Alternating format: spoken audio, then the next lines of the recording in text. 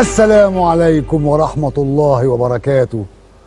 أهلا ومرحبا بكم في حلقة جديدة من برنامج الوش التاني. الوش التاني، الوش التاني. كورة الدنيا، دنيا يا كورة، ناس شايلاها فوق على راسها وناس شيطاها ببوس جزمتها، والدنيا اللي بتاكل ناسها دنيا غرورة وايه لازمتها. عالم زحمة وناس بلا رحمة عمالة بتجري ومسعورة عايزة الكورة. كورة الدنيا، دنيا يا كورة، بتجرينا وراها الكورة بالمشاوير، نرسم ونشجع على الحيطة بالتباشير، لكن مين اللي يشجعنا واحنا فريق وملوهش مدير؟ مع ان احنا اصحاب الكورة. كورة يا دنيا، دنيا يا كورة، بتعلقنا وبترقصنا وتعلمنا وتقرطصنا، وهو ماتش وفيه احنا لبسنا، فين اللي شبكنا يخلصنا؟ بقى معقولة بجد رخصنا نتذل عشان حتة كورة؟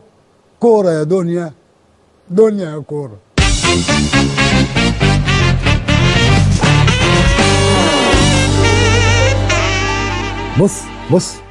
بص اسمعني.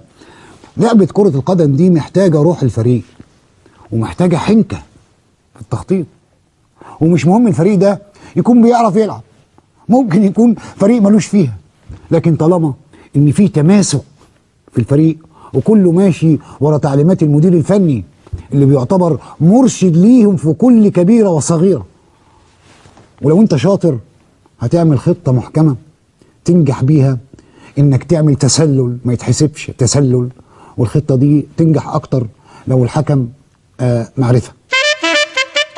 كنت اود ان اشارك في الحديث معك حول الرياضة بصفة عامة وحول كرة القدم بصفة خاصة، لكني بطبعي لا احب ان اتحدث فيما لا يعنيني. هو الحقيقة لعبة كرة القدم تتلخص في 5 حاجات: البساط والتسديدات والتسللات والفاولات والانفرادات. شوف انا هقول لك لاني بحب جدا الاسئلة دي. لازم نفهم ان دي هيمنة عالمية وخطة مدروسة لاقصاء الدول اللي عايزة تنهض. الفيفا بتتعامل على انها لديها سلطة مطلقة، وعشان احنا بقى نحصل على كاس العالم بجدارة لابد من يقظة وندرك اللحظة الفارقة، لان الناس دي لا ينفع معاها لعب ولا تصفيات ولا حكام ولا الكلام الفارغ ده.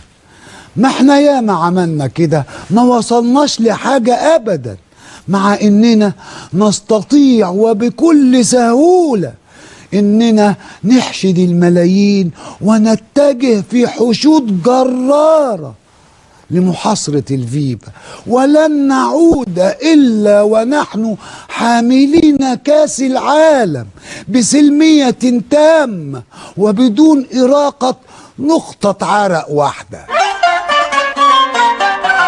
حينما لا يقوم الحكم بتطبيق القانون على أرض الملعب تكون هناك طرق للحصول على حقك بشكل شرعي، فحصانة الحكم في أرض الملعب مطلقة، ولكنك إذا استشعرت بالظلم فيمكنك الاختيار بين الأمرين: إما أن تقوم بالاعتراض بشكل سلمي بتقديم شكوى للفيفا الممثل الرئيسي للعبة على المستوى الدولي، أو أن تقوم بفعل ثوري فتخطف من الحكم الصفارة وتطلع تجري.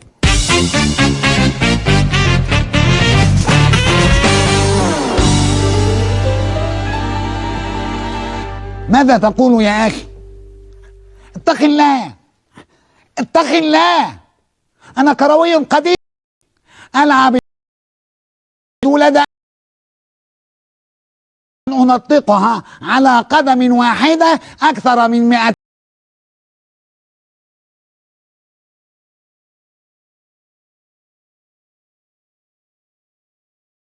فهو لا يمنعني عن الأداء الجيد، وأتحداه الآن على الهواء.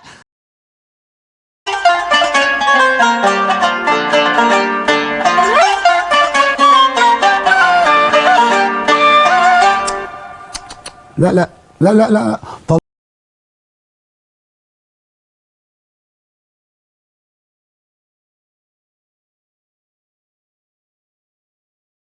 لأن الحكم يرى ما لا تراه، ولازم تديله فرصته كاملة لغاية نهاية المدة بتاعة الماتش.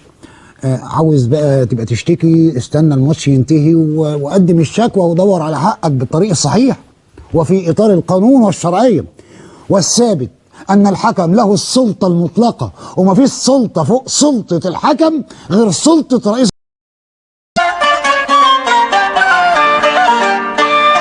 أصلا ما بقاش فيه روح رياضية بتاعك ومعك صفارتك والكروت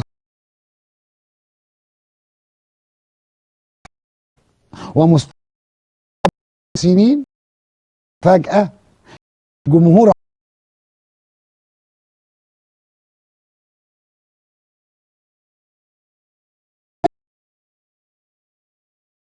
أي حد يعترض عليه إلا في إطار القانون، لأن الحكاية هتتكرر، وأي حكم هيجي مش هيعجب الجمهور، الجمهور هيهتف ضده وأنا أولهم. لا لا لا لا لا لا تقول لي الفناجيني ولا الخطيب ولا ميسي ولا الناس دي كلها. انا لما اقف حارس مرمى ولا واحد من دول هيقدر يحرز اي هدف. الكرة هتعدي منين اصلا اهو. الحقيقة احنا بنطالب بوجود عدالة حقيقية في المنظومة الكروية، ومن أهم أهدافنا في الفترة القادمة أن نساوي مصابي التدريبات بمصابي المباريات. مش معنى أن ده انجرح أثناء الماتش يبقى أحسن من اللي انجرح أثناء التدريب. شوف بقى، أنا ماليش في الكورة ومعلوماتي فيها محدودة، لكن ساعات كده وبشكل استثنائي أحب أتفرج على البارسا، خصوصا ميسي. هو صحيح بايرن ميونخ ظرفهم 7 أجوان محترمين، لكن البارسا في القلب. بس بيني وبينك البارسا لما بيلعب يوفنتوس بلاقيني بشجع يوفنتوس بشكل تلقائي، خصوصا اللعيب اللي اسمه ارتورو فيدال.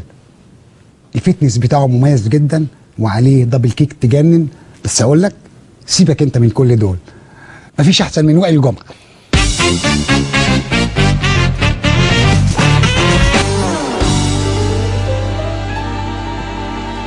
زمان لما كنا بنلعب كنا بنتبنى مبدأ اللي يفوت يموت.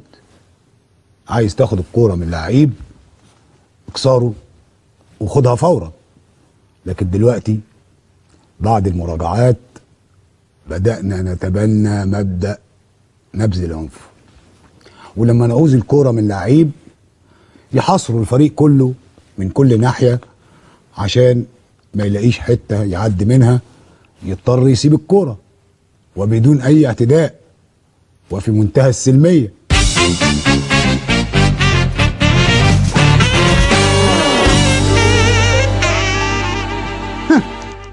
تعرف ايه عن الكورة يا ابن امبارح انت؟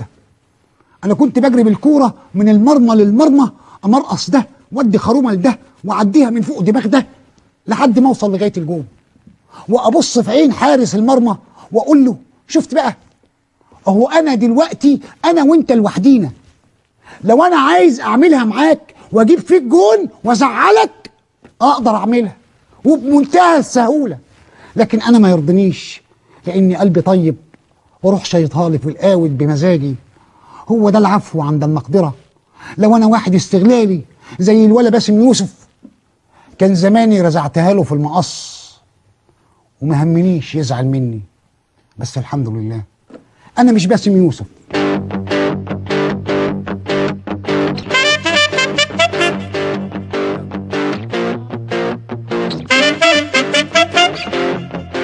الحقيقة انا جربت العب كورة زمان، لكن برضو الحقيقه برضو يعني حظي كان يعني مش تمام، واتغلبنا 11-0. ومن ساعتها بطلت العب مع الفريق الفاشل ده، وبقيت العب كوره على البلاي ستيشن. ومره لعبت بفريق ريال مدريد ضد فريق اوساسونا، وفريق اوساسونا فريق طبعا غلبان زي ما انتم عارفين، زي نادي اسمنت اسيوط كده مثلا. لكن للاسف برضه اتغلبت 11-0. والواقعتين دول يعني الحقيقه ما سببوش ليا اي عقده من ناحيه الكوره، بس الحقيقه اتعقدت من رقم 11.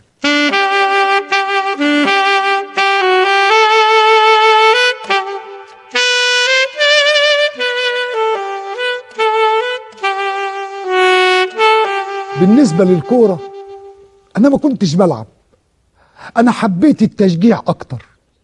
كنت مميز في تنظيم المشجعين ونظم الهتافات الحماسية للفريق اللي بشجعه.